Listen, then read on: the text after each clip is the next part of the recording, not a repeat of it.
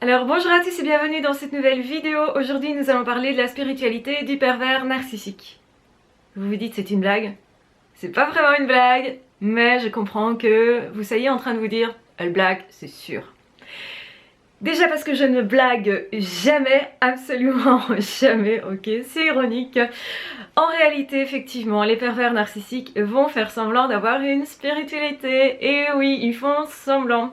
Et on va pouvoir justement étudier leur façon de se positionner parce que en réalité, généralement, ils choisissent des personnes qui sont spirituelles, en tout cas qui pourraient l'être, qui ont forcément des sentiments, qui sont plus sensibles généralement, qui sont donc très vivants, des personnes qui veulent sincèrement aider et des personnes qui sont vraiment des personnes humaines. Et contrairement à l'idée reçue que quand on est victime d'un ou d'une perverse narcissique, on serait quelqu'un de soi-disant faible, sans entrain, sans joie de vivre, etc., sans force mentale non plus. Et on pourrait ajouter à ça sans spiritualité, puisque ça nous donne une forme de force finalement. Eh bien non, les pervers narcissiques choisissent toujours des personnes extrêmement riches intérieurement, des personnes qu'ils peuvent gâcher, des personnes suffisamment gentilles mais pas trop en confiance avec eux-mêmes. Ça veut dire qu'en fait généralement tout va bien dans nos vies avant de rencontrer ce type de personnes-là, si ce n'est une faille narcissique, un petit manque de confiance en soi, quelque chose aussi de l'ordre du je me laisse impressionner peut-être facilement et j'ai envie de voir le beau dans l'autre automatiquement. Et c'est pour ça qu'on va le chercher, le beau. Ce qui est intriguant, c'est justement qu'on ne trouve pas cette partie humaine chez l'autre. On aimerait y croire, mais on ne la trouve pas. Et on se dit c'est impossible qu'une personne n'ait pas une partie humaine, c'est impossible qu'une personne ne puisse pas évoluer, c'est impossible aussi qu'une personne ne puisse pas guérir. On n'a pas envie de croire qu'il est possible justement qu'on se trouve face à des êtres humains, on va dire différents, très différents, dans le mauvais côté différent, comme si c'était une autre race, comme je l'ai déjà expliqué. Et donc les pervers narcissiques vont se positionner en disant moi, j'ai contact avec un être supérieur, je vais te guider dans la foi, il faut m'écouter, etc. Ce sont des personnes qui vont reprendre des discours religieux. Et je veux pas dire que le discours en tant que tel est négatif et mauvais, ni d'ailleurs que la religion l'est, mais c'est ce que ces personnes font de la religion qui devient négatif, toxique, néfaste. En réalité, ces personnes-là essayent de se fondre justement dans une certaine population qui est en recherche, qui fait du développement personnel, qui est en recherche de spiritualité ou en questionnement. Et c'est vrai que quand on traverse des périodes plus compliquées, on a peut-être tendance à se réfugier un petit peu plus dans la spiritualité ou à se questionner là-dessus. À se questionner aussi sur le sens de la vie, parce que peut-être on a ce profil particulier. Comme on est sensible et peut-être même au potentiel, eh bien on cherche beaucoup plus que les autres le sens de la vie, on se questionne beaucoup plus. Et on a aussi plus de doutes parce qu'on voit tous les possibles, toutes les façons de raisonner différentes, on voit toutes les religions, toutes les spiritualités différentes, on voit aussi le chemin par lequel il faut passer pour arriver à avoir des certitudes spirituelles. Ce que je veux dire par là, c'est qu'il y a d'une part la religion qu'on nous apprend, on l'approche généralement par notre famille, on y adhère plus ou moins, et puis on peut se poser des questions, et puis en déduire qu'effectivement ce qu'on nous a appris c'était plutôt pas mal, c'est cohérent avec ce qu'on a vécu. Mais généralement quand on est hypersensible, il y a aussi un vécu. On peut aussi passer par une autre étape qui est de se demander est-ce que d'autres croyances ne seraient pas en train de mieux me convenir, ou peut-être parce que je cherche quelque chose qui n'est pas dans ma religion, ou je n'ai pas cette réponse-là, je cherche une réponse que je ne trouve pas à travers ma religion, du coup je vais aller explorer d'autres religions et parfois aller aussi en contact avec d'autres personnes qui semblent avoir trouvé cette voie. Et il y a des personnes qui ont réellement trouvé leur voie et qui peuvent réellement vous aider, vous guider. Et à d'autres personnes, comme notamment les pervers narcissiques, qui vont faire semblant d'avoir une religion, une spiritualité, de savoir de quoi ils parlent, mais souvent c'est assez superficiel, comme tout le reste en fait, parce qu'ils n'ont pas les sentiments et encore moins des sentiments d'amour, ils ne comprennent pas l'amour. Donc tout est artifice, tout est justement dans l'ordre du théâtre. Et ils vont utiliser la religion ou la croyance spirituelle pour vous faire accepter certains comportements, certaines actions. Je rappelle que le but des pervers narcissiques, c'est vous manipuler et vous faire faire des choses. Et on retrouve évidemment les grands gourous parmi les pervers narcissiques, qui vont se positionner au-dessus des autres, qui vont enfermer un groupe de personnes, qui vont diaboliser l'extérieur. Les autres sont mauvais, et c'est toujours les autres qui sont mauvais, et c'est ce que disent toujours les pervers narcissiques, hein. C'est jamais eux qui ont un problème, c'est toujours les autres. Et ils vont endoctriner d'ailleurs le groupe sélectionné comme étant les élites ou je sais pas comment on peut les appeler, ça dépend un petit peu des sectes, etc. et des groupements. Mais donc ils sélectionnent une partie des personnes qu'ils vont utiliser. Et ils vont aussi utiliser dans le groupe les personnes les unes par rapport aux autres. Donc ils vont les monter les unes contre les autres. Pourquoi ça? Parce que si vous voulez manipuler un ensemble de personnes, il ne faut pas qu'ils fassent alliance. Et si en plus vous diabolisez l'extérieur, ça veut dire qu'ils ne peuvent pas demander de l'aide à l'extérieur. On va les couper des autres en fait. Donc vous allez reconnaître les mécanismes du pervers narcissique, c'est-à-dire l'isolement, la peur de l'extérieur des autres, la perte d'autonomie, l'imposition de certaines règles qui n'ont même pas été remises en question, ou en tout cas c'est mal vu de remettre ces règles-là en question. Il se positionne comme la personne qui sait, et on est face à des fausses croyances. C'est pas quelqu'un, c'est pas un gourou si vous voulez, qui croit réellement à ce qu'il est en train d'inculquer aux autres.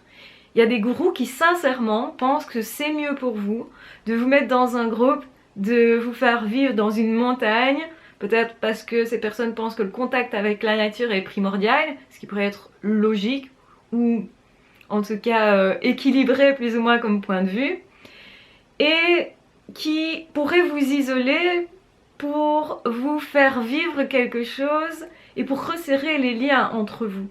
Et là on est dans autre chose.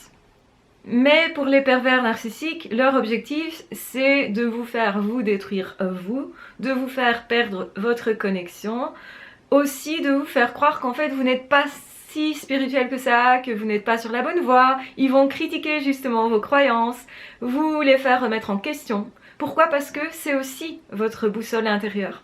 Quand vous savez où vous allez spirituellement, vous avez des points de repère si vous voulez, même si vous vivez des choses dures. Et je pense sincèrement que la religion, la spiritualité peut vraiment aider à vivre la vie, à vivre des périodes parfois compliquées, à garder l'espoir justement face à un monde qui dysfonctionne ou face à un groupe de personnes qui dysfonctionnent, face à du harcèlement au boulot, à un burn-out. On retrouve du sens parfois dans la spiritualité. C'est quelque chose d'assez courant. Il y a plein de personnes qui, après des épreuves de vie, après avoir fait un deuil, avoir perdu un enfant, avoir perdu un conjoint, avoir vécu quelque chose de traumatisant, un accident, etc., vont se tourner vers la spiritualité. C'est assez logique parce qu'on cherche des repères et aussi, surtout, on trouve à travers l'expérience un sens à l'existence et aussi on est en contact avec la mort de l'autre et la nôtre. Ce qui nous fait voir la vie complètement autrement. Et donc, automatiquement, plus facilement, on va se tourner vers les religions, vers nos croyances et vers peut-être notre famille si elle peut être un guide pour nous au niveau spirituel, au niveau religieux. Donc méfiez-vous toujours des personnes qui vont vous attribuer des émotions que vous n'avez pas et qui, quand vous leur dites non, ce n'est pas vrai, je n'ai pas cette émotion-là, vont surtout vous attribuer d'ailleurs des émotions de colère. Ah, tu es vénère parce que... Ben non, pas du tout. Ou tu portes un masque. Ah ben non, pas du tout. Donc ils vont parler d'eux-mêmes, hein, comme toujours les pervers narcissiques. Ils peuvent même aller jusqu'à vous dire que vous n'avez pas d'âme, ou que votre religion n'est pas stable, que vous avez un problème à ce niveau-là, que vous avez forcément un problème spirituel, qu'il vous manque quelque chose à ce niveau-là, que vous n'êtes pas suffisamment ouvert, et ça voudrait dire que vous n'acceptez pas en fait la manipulation qu'ils essayent de vous imposer, mais que vous devriez parce que c'est à votre avantage, enfin, on vous emballe le truc justement pour que vous n'ayez plus rien à décider, que vous n'ayez plus à penser. En fait, pour vous manipuler, il va falloir que vous ne pensiez plus, et surtout il va falloir que vous perdiez vos repères. Et c'est ce qu'ils visent. Donc ils vont attaquer du coup votre spiritualité, votre boussole intérieure, vos repères, éventuellement votre famille, les personnes qui pourraient justement vous apporter de la réflexion ou vous apporter du soutien, de l'aide. Donc ils vont essayer de vous isoler et de vous couper de ces personnes-là, tout en se faisant passer pour la personne qui sait, qui est en fait le gourou, qui serait la personne à suivre soi-disant spirituellement. Et c'est très dangereux en fait. Quelqu'un qui vous attribue des émotions, qui vous coupe des autres, qui essaye de s'imposer au niveau des idées, au niveau d'une idéologie, mais vraiment vous sentez que vous ne pouvez pas aller puiser dans d'autres religions. C'est pas ouvert si vous voulez, c'est pas un dialogue. La plupart des personnes qui sont réellement religieuses et spirituelles sont souvent ouvertes au dialogue, vont vous écouter, vont vous dire voilà moi je crois en ça, mais t'es pas obligé de croire à la même chose que moi. Je te propose juste de te questionner ou de te renseigner, ou je vais t'expliquer mon histoire, peut-être ça va t'inspirer, mais ça veut dire aussi que je suis pas nécessairement en train de t'imposer ma vision des choses. Et je vous avais dit, pour vraiment comprendre où est le gourou, vraiment le gourou toxique, et la personne qui est plutôt spirituelle et vous invite à la spiritualité, la différence c'est ça, c'est l'invitation. Soit on vous impose quelque chose, soit on vous invite. Et c'est important de faire la part des choses. Et c'est important d'être tolérant, accueillant avec vous aussi. Parce que spirituellement, on n'est pas forcément sur la bonne voie. Ça veut dire quoi? Ça veut dire qu'on peut s'égarer nous-mêmes, mais ça fait partie du chemin. On peut se questionner sans avoir au départ de réponse, sans être certain. Et je pense que les certitudes, elles viennent sincèrement avec les expériences. C'est très différent de croire en quelque chose sans l'avoir vécu et de croire en quelque chose parce qu'on l'a vécu. Et ce qui est intéressant, c'est que les livres, les connaissances, etc. peuvent nous aider justement par rapport aux expériences. Et que pour moi, les deux conjointement, ça donne vraiment une boussole sûre, une force intérieure. Ça vous aide à vivre, ça vous aide à vous lier aux autres, ça vous aide à bien vous traiter vous-même, à être épanoui, à être bien vraiment aussi dans votre âme. Donc se dire, ok, je sais pas toujours, j'ai pas toujours les réponses à tout ce que je vis, mais je sais qu'il y a une forme de chemin, que je suis guidée, et que je peux même demander de l'aide, que je ne suis pas seule, que je suis accompagnée et que les autres êtres humains font aussi leur parcours. Et je respecte le parcours de chacun. Je pense que quand on est là-dedans, on est sûr qu'on n'est pas dans quelque chose de toxique, justement. Et la grosse différence, c'est que les pervers narcissiques se positionnent comme la personne qui a le pouvoir, la personne qui sait, qui vous impose quelque chose. Tôt ou tard, ils vont vous imposer. Et ils vont vous vendre cette spiritualité-là, parce que comme ça vous allez associer une personne spirituelle et forcément quelqu'un qui a du cœur et forcément quelqu'un qui aurait un certain statut éventuellement et quelqu'un de respectable et quelqu'un à suivre et quelqu'un de qui on ne se méfie pas. C'est donc quelqu'un théoriquement de gentil et c'est bien ça qu'ils essayent de vous vendre, c'est se faire passer pour la bonne personne. Et si vous n'acceptez pas cette imposition-là, si vous n'êtes pas dupe, justement, qu'est-ce qu'ils vont faire? Ils vont vous le reprocher, ils vont vous dire « Ah, tu devrais être plus comme ceci, comme ça ». Donc c'est-à-dire que ce sont des personnes qui vont interpréter, ils vont dire « Voilà ce que tu ressens », alors qu'en fait, ils savent pas ce que vous ressentez. Et ils vont vous dire qu'ils savent mieux que vous ce que vous ressentez, ou qui vous êtes, ou ce que vous avez connu dans le passé. Ils vont essayer de vous convaincre que vous n'avez pas réparé certaines douleurs. Ils vont vous faire ressasser justement des problèmes passés. Donc tout ça, ça devrait vous mettre la puce à l'oreille. Ce n'est pas quelque chose de normal, c'est pas quelque chose de sain. Vous devez dans tous les cas garder votre liberté, liberté d'être, de choisir comment vous allez être, de comment vous pensez, donc liberté de penser et aussi liberté de croyance. Je pense sincèrement qu'on est tous invités en tant qu'être humain à avoir une spiritualité, qu'il y a plusieurs religions possibles, mais qui finalement on croit tous plus ou moins en la même chose, avec des variantes c'est vrai, mais pour moi toute religion a une valeur, toute personne et toute croyance a une valeur aussi, et elles peuvent même cohabiter. Donc quelqu'un qui essaye de vous dire ma croyance est la seule bonne, c'est très bizarre. Attention à ça en tout cas. Toute personne qui essaye de vous imposer quelque chose, qui essaye surtout de faire en sorte que vous reniez votre religion alors que vous n'en avez pas envie. Toute personne qui essaye de vous pousser à adopter des comportements où on vous prive de sommeil, on vous prive de nourriture, où on vous gave de quelque chose, on vous fait dormir tout le temps, on vous empêche d'avoir des contacts avec l'extérieur ou des contacts entre vous, à l'intérieur d'une organisation par exemple.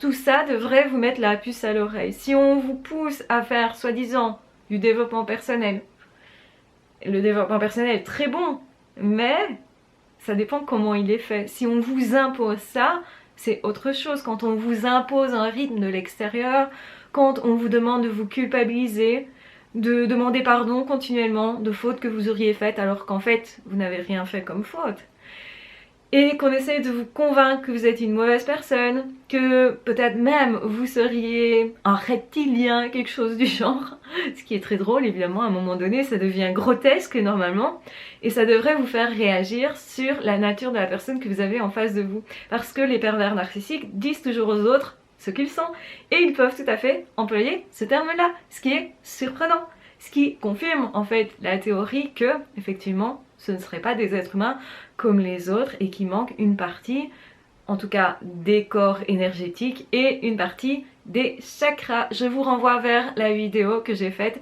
à ce niveau-là si ça vous intéresse de vous renseigner davantage.